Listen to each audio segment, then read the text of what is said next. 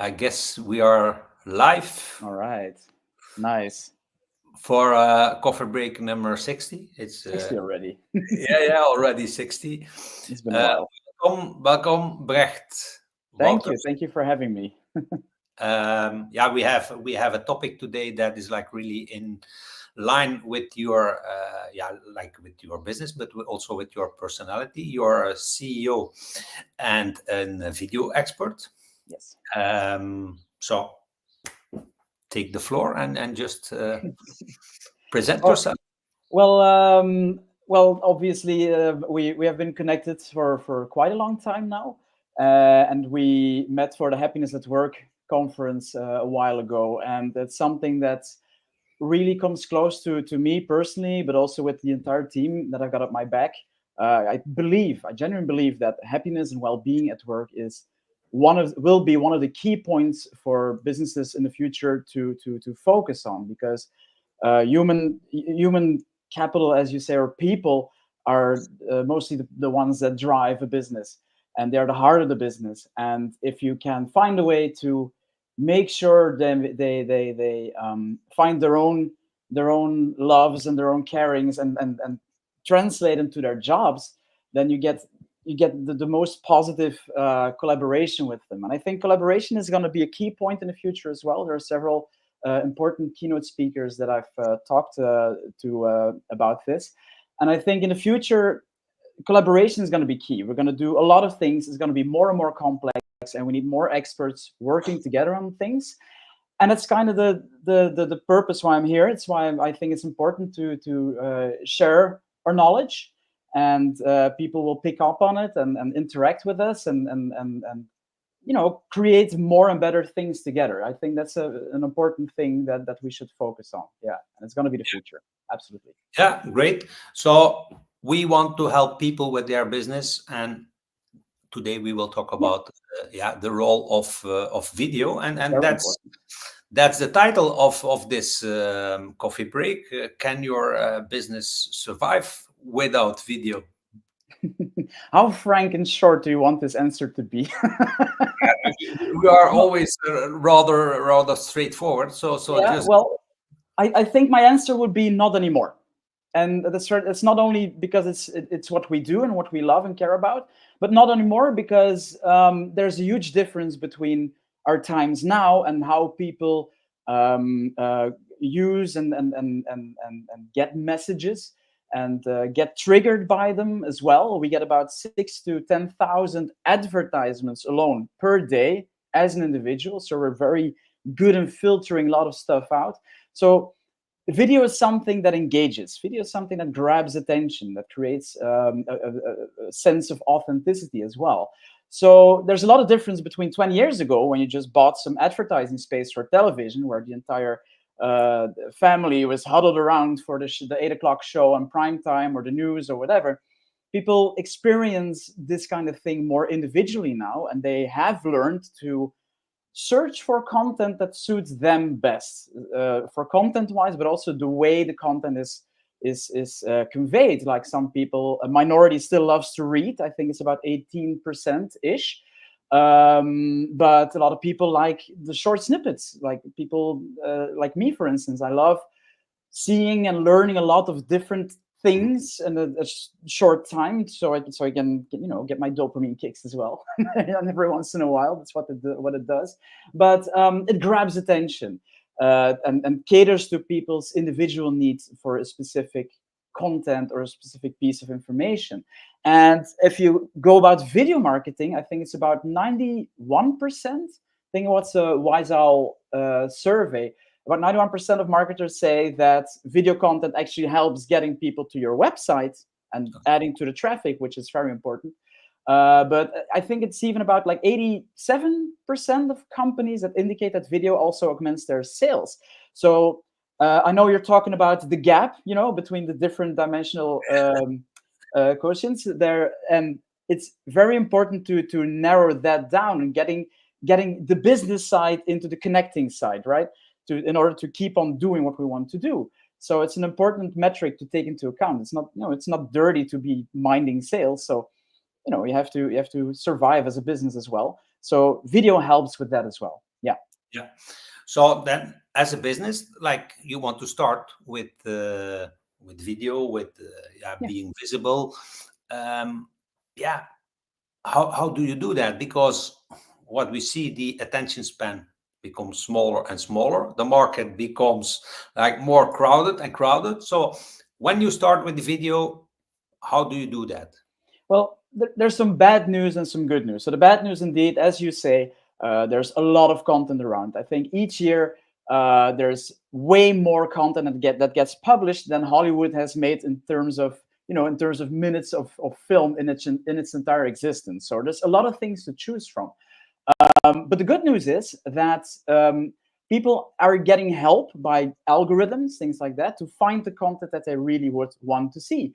So there's a high chance that if you put your content out there and you do it in the way that takes into account, the best practices of video marketing, then then actually there's a good chance that you actually reach the people you want to reach and that really want to hear the things that you have to say. So that's the good part about it. So not only is there a lot of saturation, but there's also a lot of possibilities, and you have to embrace both to be successful in this kind of thing. But I think it's important to really know what you want to convey, what you want to reach, and who you want to reach. Because if you have zero idea as to, okay, this is the person, you might call it a marketing persona, whatever, but you have to be empathetic with the person that you want to connect with. And if you can do that, you can choose a specific type of information that you want to give, because you get more as a thought leader. You should focus on a specific niche, right? Like a specific thing you can really go in depth on what you know, for instance, video marketing, right? Or happiness at work, for instance. So that's one of the first things you need to do. What are you going to specialize in? And then you have to start showing that expertise, and not only in video, right? You have to share your insights in talking to people, speaking at events, and participate actively, like in debates, discussions. You can do that also, like typing on LinkedIn, for instance, an excellent tool for that. Some people would use X. I personally would prefer not to, but that's a personal thing. But you have to be consistent, and creating consistent content is a huge challenge. But you have to do that in order to be able to share the things you have to say. And video is like a very good tool to do that. I'm not saying you should only focus on video, but it's a very important tool to use. And I think you really have to embrace the medium and the different platforms that you can use it on, together with other kinds of information transfers, right? Like text, for instance. You have to combine them in a clever way. But video is key. Yeah, absolutely, to convey your message consistently. Yeah. And how can video then specifically help you in bringing that message? Well, you can talk to people, right? But you're only talking to face. There's no way to scale something like that up unless you go to an event, unless you go to different seminars and things like that. But still, it's very limited. It's limited in time and space. It's limited into which people that you can reach on your own. So what video actually does is to put a megaphone on your voice. It gives you the opportunity to give your expertise, but immediately share it with a much broader audience. And of course, you have to build that audience. If you start out, not many people will see your message, and that's normal. A lot of people give up after a couple of weeks or months because they don't see any results. But you really have to stick in there and be consistent. And you learn from reactions, and you learn from doing it as you go, how your message works best in this kind of format or this kind of platform, things like that. If you don't do it, you won't learn it, and you won't enhance yourself and be better at it. So, and getting good at it is key, because authenticity, especially these days, is so important when it comes to communicating. We're saying we're sharing and things like that, but a lot of people say we share, but still you get this vibe of he's trying to sell me something, right?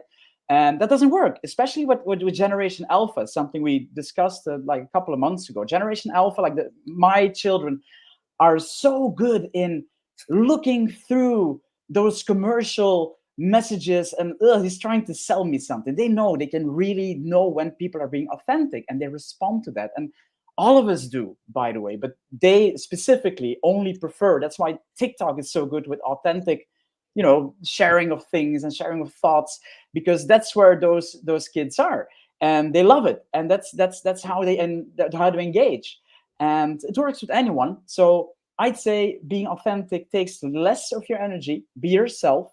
I'd say having a expertise in using video to speak to a broader audience will also help being authentic, because if you don't have to mind, okay, oh no, I should put it there, oh no, should I put it there, or what I have to say now. And no, getting that experience makes sure that you can actually put yourself into a message like that.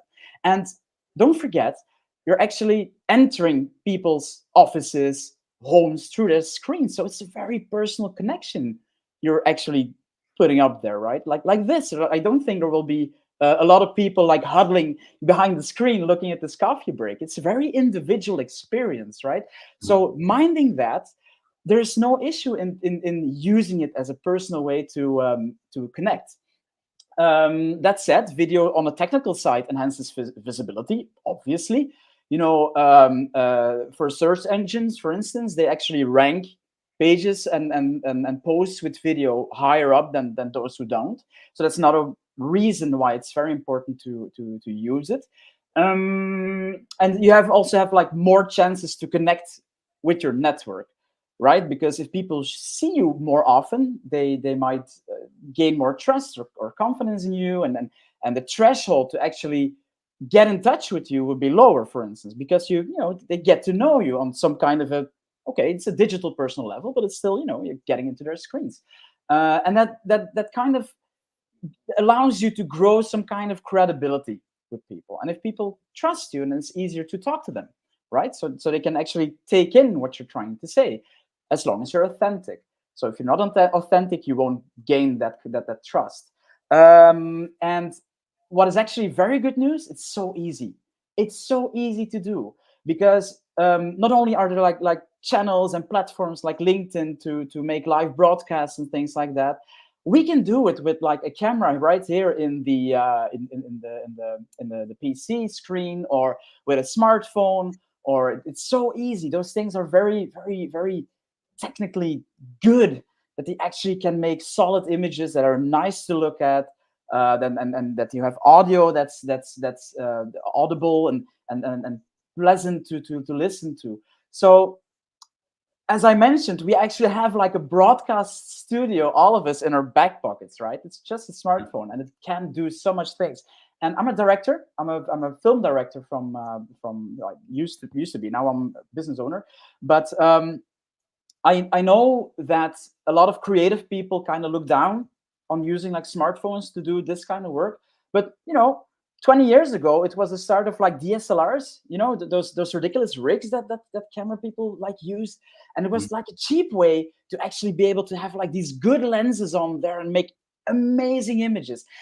And I wouldn't know why a smartphone couldn't take in that specific place as well, to be a disruptor, and getting people to, okay, just take it out of your back pocket. You see something that's interesting, you have an amazing thought, whip it out, film yourself, explain it, and just send it out, and go about your day. And people that like it, they will check into it, and people that don't like it will filter it out. And that's how you kind of narrow it down. And you don't have to be afraid to overstimulate people. They will actually come when they like what you're saying. So yeah, when I look at the posts that really get a lot of likes on LinkedIn, for example, I see that vulnerable, emotional posts, that is really working. Authenticity. Yeah, is that the reason, authenticity, or is it like daring to share, that people think, whoa, they're there to share these emotional, personal stuff? Well, I challenge all the people listening to this to give a comment here, to say what's actually important to them when watching stuff like this. But to me, authenticity is like all of that at once. It's showing emotion, being vulnerable, showing yourself, right? That's what video does. Using humor, and sharing what your purpose is and things like that. To me, that's in the container of authenticity. So that's all there. But I think it's the human factor. We have to factor in the psychological side of communicating. And there's this authentic video is more authentic than just an image, for instance, because you are indeed, I think you're kind of right. I think you get respect for putting yourself out there. That's one. But also, you're moving, people hear you. It's like a multi-sensorial, right, experience you give people. Okay, these are big words for just talking over the internet, but I think if you break it down, I think that's exactly the important thing, the thing that's important about using video, and that what makes it feel as authentic as it is. Yeah, so and it can go any place. So what kind of videos could you use? It's like keynotes. You can record your own keynote speeches, for instance, and use that. You can, if you said, oh, I don't have money for a crew, that's okay. Just put up like a smartphone, maybe one or two, but one is already great. Make sure that people can see your face. That would be a great thing, because people connect to faces. We have a specific part in our brain that recognizes faces, right? So that's why that's how powerful it is on a neurological side. How powerful this could be. Like a blog or a vlog. Don't just read it, but give, like, if you've written a blog, like give your own take on some extra stuff that you're thinking about. Like meander your thoughts to the camera and just put it with your blog there. And that way you kind of give, maybe someone has the opportunity to read the text. They're in a crowded room, for instance, and they just want to read the text and not watch the video, but someone else who wants to watch the video can get something extra, right? Like DVDs, for instance, like Blu-rays, they always have like this extra side on it, like behind the scenes, or director's cuts or director's commentaries. It's kind of the same thing. It's so easy to do. So that would be a great option. Podcasting is also a great option. So you can have like a talk and be authentic in your interactions with the other person. Just mind, that's a very long-term result that you have to aim for, especially with podcasting, because there are a lot of podcasts out there. And I think the best thing to do there is to kind of think ahead as to how you're going to use it to make other content, more stuff, to make sure that that the investment in time and budget that you put into that you can also get it out, right? Otherwise, it will die at episode 4. And we've already talked about it needing to be consistent. If it's not consistent, it's not going to work, and we're going to get results. We also use like a specific framework for that. We are a small company, but we do podcasts, and we're also, we don't script anything. We have some topics we want to discuss, and if a talk like lasts for an hour and a half, then it lasts for an hour and a half, and it makes for great content, because you can kind of repurpose it, and you can use it for a blog, or you can use it for a post. It's amazing, and it's very authentic, because you're actually having ad-libbed talks, and it's cool. You can also use the same thing with fireside chats, like things like webinars. Webinars are a great tool to really like connect with your target audience, because webinars, actually, believe it or not, but it's the video platform, the video format that engages people for the longest. People watch that for the longest, and I guess it's probably because a bit like this, we have like this personal connection. Yeah, you're sitting there live, and someone's talking to you live. Okay, it's not in front of you, but it's as live as it can get, right? So that interaction is a very good, very powerful tool that a webinar can give you, for instance. But also, you can let them ask questions and things like that, and kind of really like ad hoc react to that. It's a really great tool. So, and it's easy. You can also do a webinar with just a smartphone, or you can do it like this with like a camera and the PC. You don't need this big studio and a lot of people and a lot of money to start broadcasting and saying what you have to say. So that's a bit of the thing. That's the good news of all this. But you have to. I also think like when you create kind of a library with then the podcasts or the webinars that you did, people see like, oh, okay, and it's kind of like a reference.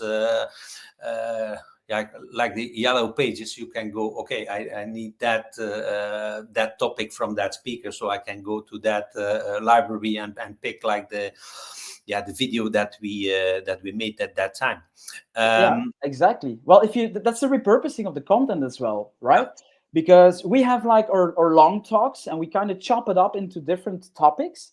And if you it's the same content, the same spoken words, but if you take it out of the bigger picture, you get a whole new frame, a whole new context, to which you can do other stuff. And it's okay, it's shorter, but you kind of get to go more in depth with the same content you made. So it's really, really efficient also to use it.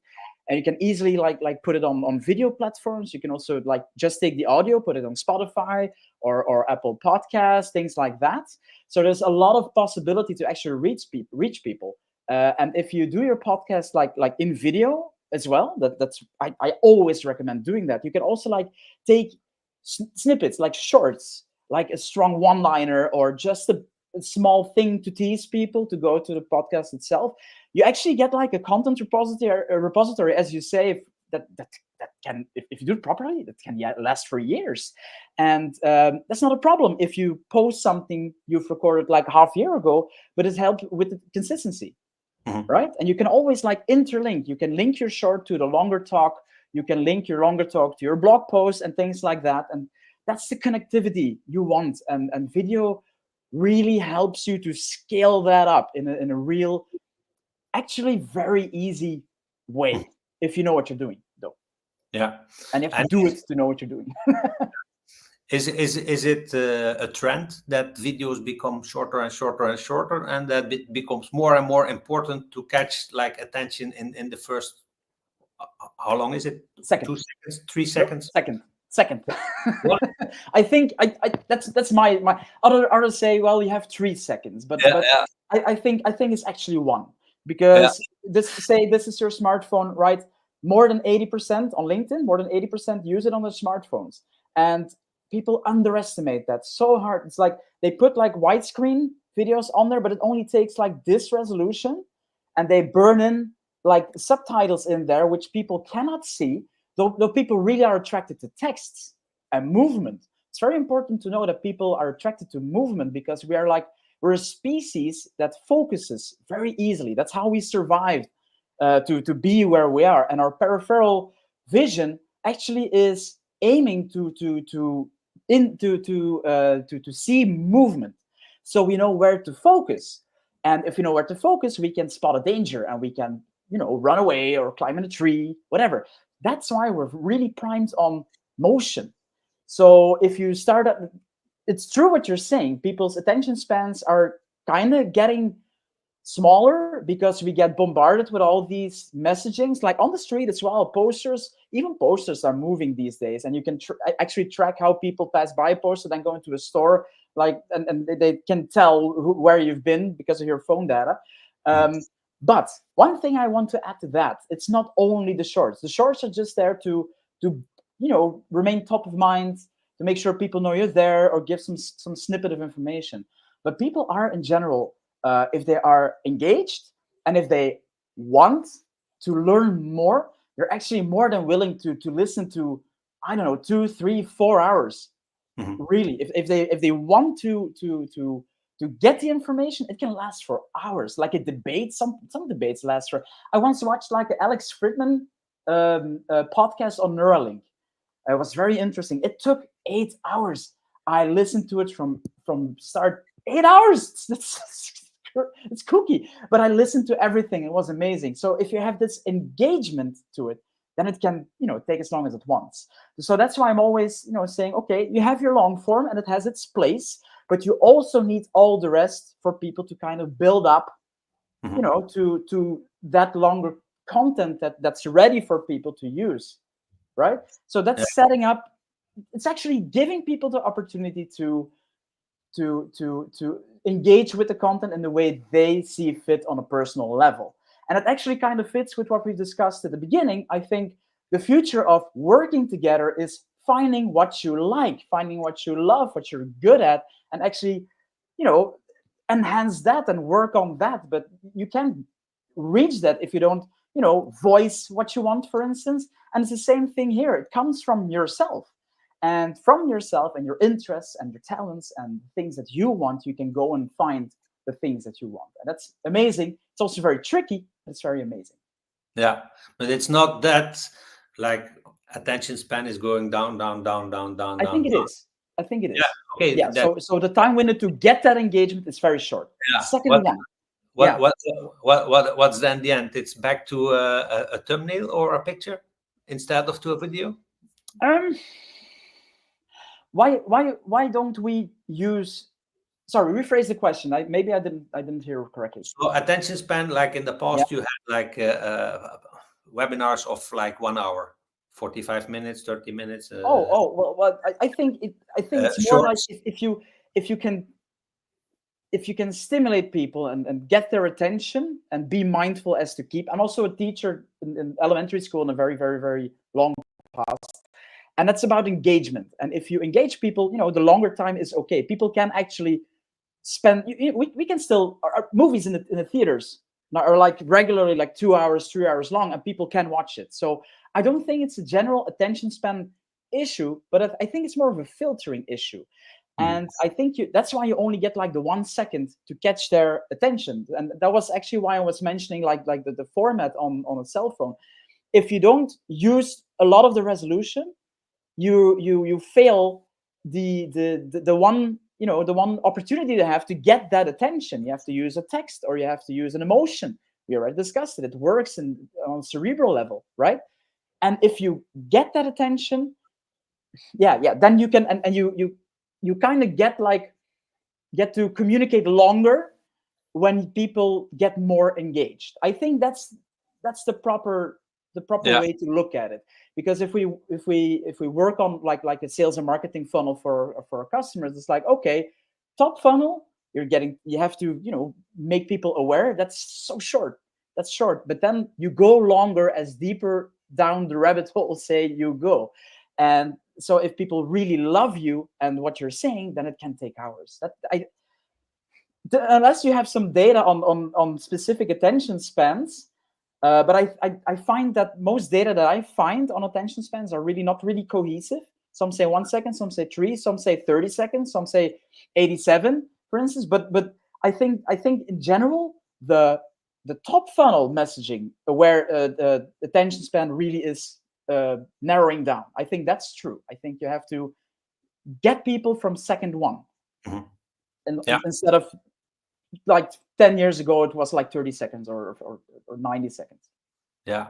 And when people then start with video, integrating video, using more video, learning how to cut and to add and then like all the technical stuff, when can they expect the first results? That kind of depends on. I hate that phrase myself if they use it. I'll try not to. But there's different ways to convey that message. And if you use like paid push content on social media, that'll be the fastest way to get results because then it pushes outside of your network. But if you're trying to do it organically and really try to, which you also have to do to kind of really engage with your audience, that can easily take like 6 months to a couple of years easily.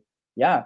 For the algorithms, they really have to index you to deem you worthy to share in other people's feeds, because the space is really crowded, as you mentioned. So the algorithm they want to make sure you get the best possible content that you want. So that's what they're trying to do. So it's hard to get in people's feeds. So being consistent for a long time helps. But if you kind of lure people with an advertisement, make sure that you have something to land them on so they can also stay on your content. So that's why you have to use them both. But I think thought leadership wise, 6 months to 3 years is very common. And you have to push through and keep being consistent and talk from your own passion, because otherwise you won't make it. Yeah. Next that's week, an answer to the question. Next week we will have part 2 where we will go more in detail about how to do it. Yeah. How to do it like more maybe technically, or like where to pay attention to, etc. Yeah. Do you have any more messages for the people watching today? I have one concerning video. Is just do it. If you have a budget, work with it. And if you don't, just there's really no excuse to not do it, because just invest in a, like I say, a modern smartphone and start with it. Don't, perfect is the enemy of done. And if you do it wrong, algorithms will forget about it quite easily. So the damage will be, manageable, and you have lots of opportunities to do it again. And if you do it again and again and again, you will get expertise and you will get good. That's what my sons say to me when I lose from them in a game. Get good, Dad. So practice, get good. And that's the way to really be able to engage. So start not today, start yesterday, or whatever, tomorrow, but you have to go do it, and don't be afraid. Don't be afraid to overstimulate. Don't be afraid to be too much. People that like it will engage. People that don't like it will move to something else. No problem. Yeah, and you get some compliments in the chat box from people saying, Okay, cool. yeah. I'll That see they love that your, later. so that they love their your insights. Okay, cool. I can invite anyone who wants to connect. Please add me to your network, and give me your questions. I'm more than happy to respond, because everyone has a different need, different question. Can't handle them all here. So yeah, connect with me on a personal level and let's talk. Sure. Yeah, so they can find you on LinkedIn. Yeah. Yeah, that's the best way to find you. I think so. Yeah, for a first meet and greet, sure. Yeah, absolutely. Yeah, and for sure now they have seen you, so they are close to the link. Find you. They should find me then. Yeah. Thank you very much. Thank you for having me. Next week we'll come back to you for some technical, more detailed and tips. Yeah, hands-on. Love it. How to do it. Thank you very much, Brecht, one of our happiness at work pillars in the meantime. Happy to. So thank you, and we meet soon.